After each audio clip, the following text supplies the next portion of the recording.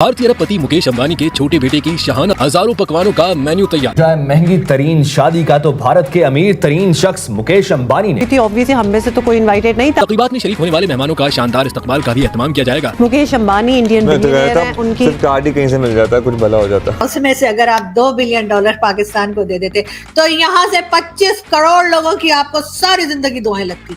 और यकीन करें उससे आपका बिजनेस इतना चलता कि अभी जहाँ है ना हम उससे भी कहीं आगे पहुंचा देते। इस शादी को दुनिया की महंगी तरीन शादी करार दिया जा रहा। नामवर शख्सियात शरीक होंगी। जी हाँ, इनकी शादी पे $50 करोड़ का खर्चा आएगा है। और इनकी शादी में मैंने ये सुना है, अब कहाँ तक सही है पता नहीं, लेकिन मैंने ये सुना है कि मुकेश अंबानी के बेटे की शादी पर $50 करोड़ का खर्चा आएगा। पाकिस्तान के पास क्यों कुछ ऐसा नहीं है जो हम बिल गेट्स को आम आदमी दिखा सकें? लेकिन सिर्फ बिल गेट्स ही क्या, इस वक्त इंडिया में मार्क जकरबर्ग भी पहुंच रहे हैं, वहां पर रिहाना भी हैं, उनकी टीम भी पहुंच चुकी। बिल गेट्स जब पाकिस्तान में आते हैं तो पावरफुल लोगों से मिलते हैं। इंडिया में भी पावरफुल लोगों से मिलते हैं, ये नहीं कि इंडिया में नहीं मिलते। लेकिन इंडिया कैसे मार्केट कर रहा है अपने आम आदमी को? और ये सब पर्सनालिटीज और सेलिब्रिटीज, दुनिया भर की सेलिब्रिटीज इस वक्त इंडिया पहुंच चुकी हैं और पहुंच रही हैं, क्योंकि वहां पर अंबानी साहब के बेटे की शादी है।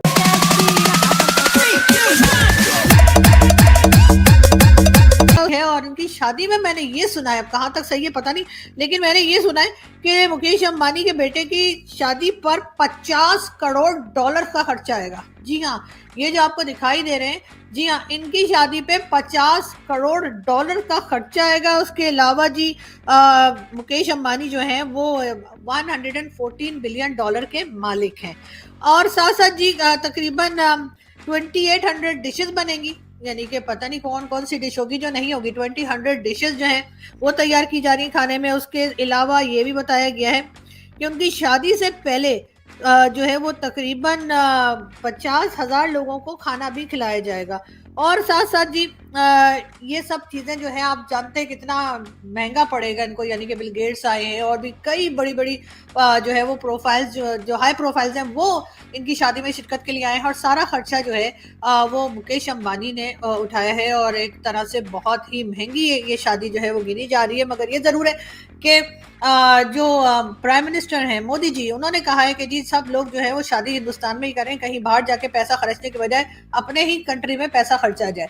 लेकिन ये सब चीज़ें फजूल खर्ची जो है, जिसे मैं फजूल खर्ची कहूँगी कि भाई इतना ज़्यादा पैसा आप लगा रहे हैं, यानी $50 करोड़ का मतलब खर्चा है। और उसके बाद जाहिर है कि जो मेहमान बुलाए हैं उनका खर्चा अलग होगा, फिर खाना 2800 डिशेस बन रही हैं वो अलग, और न जाने कितना खर्चा करके। और जबकि इनके पास हैं कितने $114 बिलियन हैं मुकेश अंबानी। इतना खर्चा करने के बजाय आप सीधी सादी शादी करते आराम से, जैसे वो बच्चन साहब की मूवीज में होता था, पंडित जी आ गए मंदिर में, उन्होंने फेरे कराया और कहा चलो भाई छुट्टी, हार पहना दिया और चलो कहानी खत्म।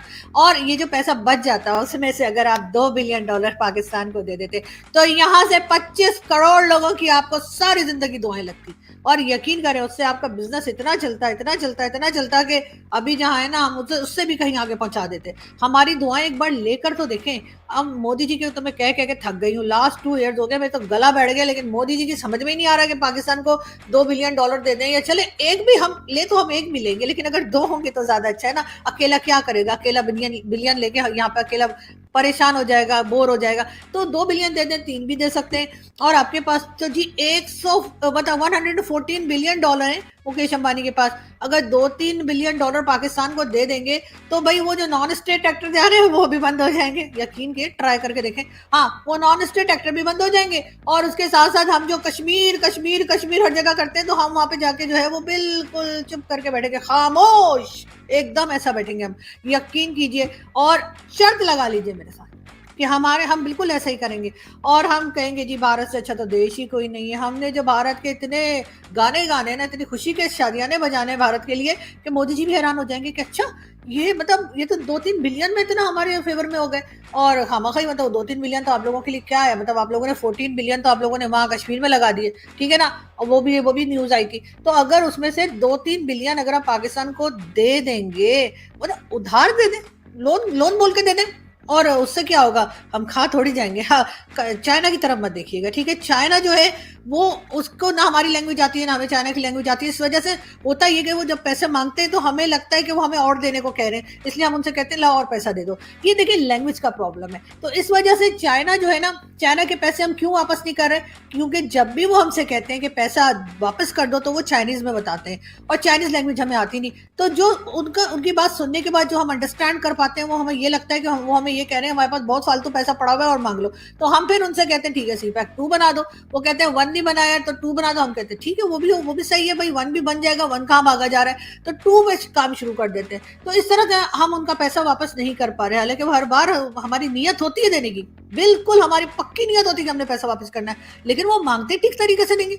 अब हिंदुस्तान के साथ तो ये ना, हमारी लैंग्वेज भी एक ही है, हम एक ही तरह से बात करते हैं, हम एक ही तरह से एक दूसरे की इंसल्ट करते हैं, हम एक ही तरह से गालियां लगाते हैं, हम एक ही तरह से प्यार करते हैं, हम एक ही तरह से दोस्ती करते हैं, हम एक ही तरह से वाट लगाते हैं, हम एक ही तरह से एक दूसरे को सोशल मीडिया पे भी ट्रोल करते हैं। तो हमें जब भारत हमें पैसा दे देगा और जब भारत हमसे पैसा वापस मांगेगा तो वो जबान क्योंकि हमारी एक ही होगी तो हमें समझ आ जाएगी कि हम मांग रहे हैं। और जैसे ही मोदी जी, यकीन कीजिए, आपने हमें लोन दे दिया और उस लोन की जो भी आपने टाइम लिमिट रखी कि जी 2 साल बाद देना है, 4 साल बाद देना है, और उसके बाद जो है आप हम दे देंगे, 20-30 साल में दे ही देंगे हम वापस। और जैसे ही आप हमें कहेंगे कि लोन दे दीजिए वापस, तो आप यकीन कीजिए हम थोड़ा थोड़ा करके आपको दे देंगे, हम लेके नहीं भागेंगे। वैसे भी आप लोग हमारे दिल के बहुत करीब हैं, और जब आप पैसा दे देंगे तो आप तो हमारे पेट के करीब, कानों के करीब, आंखों के करीब, हर जगह ही पहुंच जाएंगे।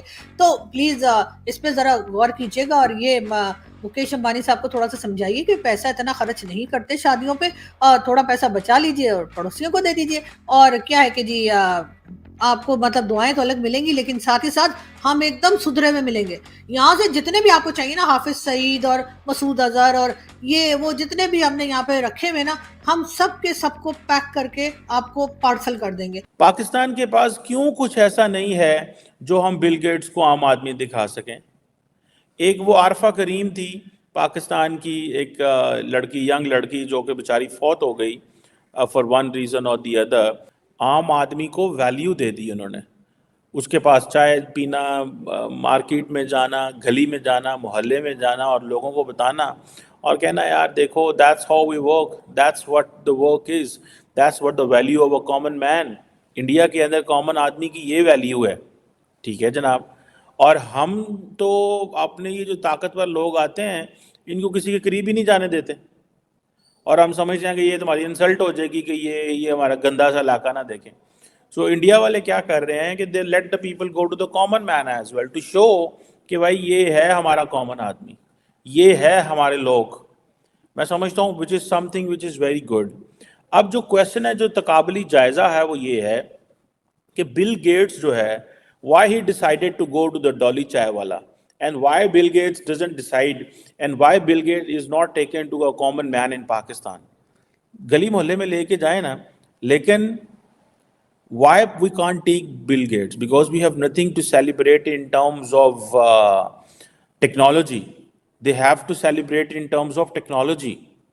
भाई वो जब ऑनलाइन पेमेंट करते हैं वहाँ पे, ठीक है, तो वो चीज़ ही दिखाने जा रहे होते हैं कि इंडिया डिजिटल हो चुका हुआ है। इंडिया जो है it's a digital India, it's an India जहाँ पे एक आम वेंडर जो है वो भी डिजिटल पेमेंट मेथड्स। दोस्तों नमस्कार। दोस्तों, अंबानी जी के छोटे लड़के अनंत की शादी हो रही है, और आप जानते हैं उसके अंदर पूरी दुनिया के सेलिब्रिटीज़ आए हैं।